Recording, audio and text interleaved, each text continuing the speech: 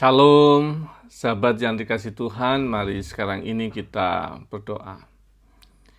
Kami mempersiapkan diri mendengar kebenaran firman-Mu, nyatakanlah kebenaran sabda-Mu kepada kami. Kami mohon dalam nama Bapa, Putra, dan Roh Kudus. Amin. Sabda Tuhan terambil dari Mazmur 72 ayat yang pertama. Ya Allah, berikanlah hukum-Mu kepada raja dan keadilan-Mu kepada putra raja. Sahabat yang dikasihi oleh Tuhan Yesus Kristus, bacaan kita dari Mazmur 72 ini disebut sebagai Mazmur kerajaan.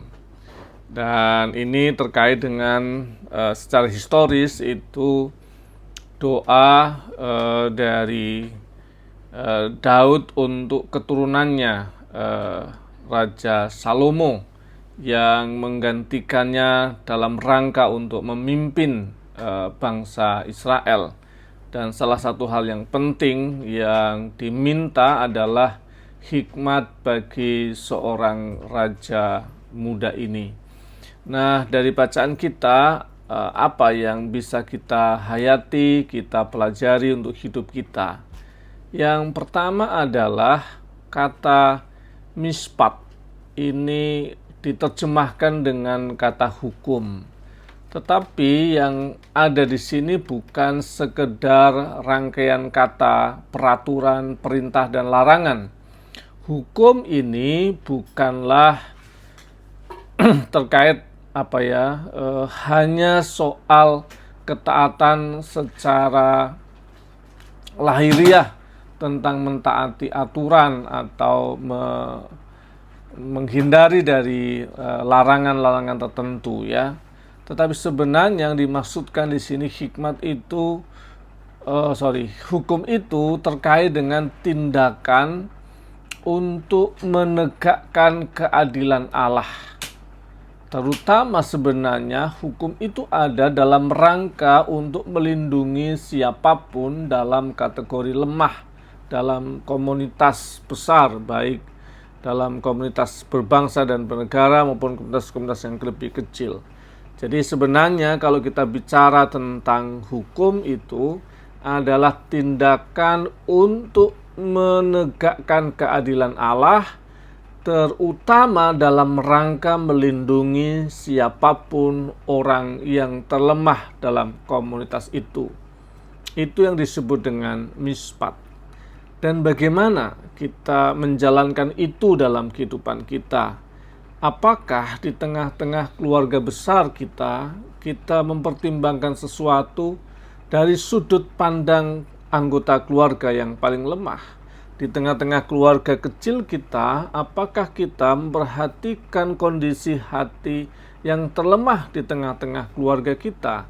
Di dalam kehidupan bergereja, apakah kita memperhatikan orang-orang yang terlemah yang ada dalam komunitas yang harus jadi perhatian dan perlindungan dari kebijakan gereja?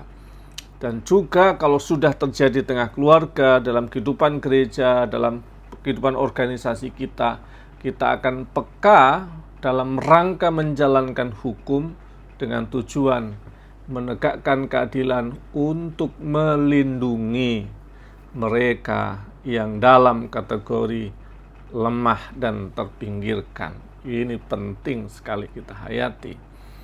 Dan kalau kita jadi seorang pemimpin dimanapun, maka itu yang harus jadi cara pikir, cara hidup, cara laku seorang pemimpin. Itu panggilan kita. Kemudian yang kedua yang boleh kita hayati adalah kata sedeh. Kata sedeh ini itu berkaitan dengan soal keadilan, ya. Dihubungkan dengan kata keadilan.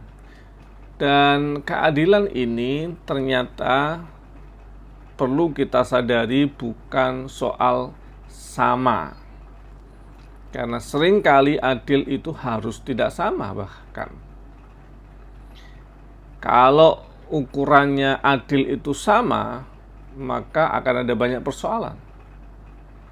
Ketika ukuran baju harus dibuat sama, pertanyaannya sama dengan ukurannya siapa? Kalau sama itu sama dengan ukurannya pemimpin dan dia adalah XXL, maka baju itu tidak pernah bisa dipakai untuk mereka yang butuh ukuran S. Kalau pemimpinnya itu ukurannya S kemudian dipakai untuk sama semuanya, pasti tidak bisa dipakai untuk orang yang butuh dengan ukuran XL. Keadilan itu mengasumsikan kesadaran kebutuhan yang berbeda, itu penting. Keadilan adalah kemampuan menyadari kebutuhan yang berbeda. Dan dari sana baru kita akan bisa berperilaku adil, karena kita memenuhi sesuai dengan kebutuhan yang berbeda-beda.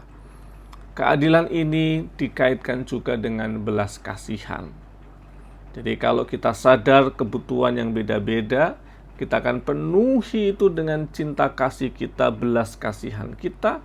Dan kalau sudah kita kerjakan, maka kita akan merasakan pemulihan yang berasal dari Tuhan. Semoga kita juga bisa bersikap adil dalam kehidupan kita bersama-sama, di tengah-tengah keluarga, gereja, panggilan kita di organisasi, pelayanan pekerjaan kita, dan di kehidupan berbangsa ini. Adil, kesadaran kebutuhan yang berbeda, dan dengan cinta kasih memenuhi kebutuhan itu. Kiranya Tuhan memberkati dan menolong kita semua. Amin. Mari kita berdoa. Bapa kami yang di surga, dikuduskanlah namamu, datanglah kerajaan-Mu, jadilah kehendak-Mu di bumi seperti di surga. Berikanlah kami pada hari ini makanan kami yang secukupnya, dan ampunilah kami akan kesalahan kami, seperti kami juga mengampuni orang yang bersalah pada kami. Dan jangan bawa kami dalam cobaan, tapi lepaskanlah kami daripada yang jahat. Karena Engkaulah yang punya kerajaan dan kuasa dan kemuliaan sampai selama-lamanya. Amin. Tuhan sang pemilik hukum yang mencintai, keadilan yang berpihak pada mereka yang lemah, menolong, menyertai, dan menuntun hidupmu sekarang ini sampai selama-lamanya. Dalam nama Bapa, Putra, dan Roh Kudus. Amin.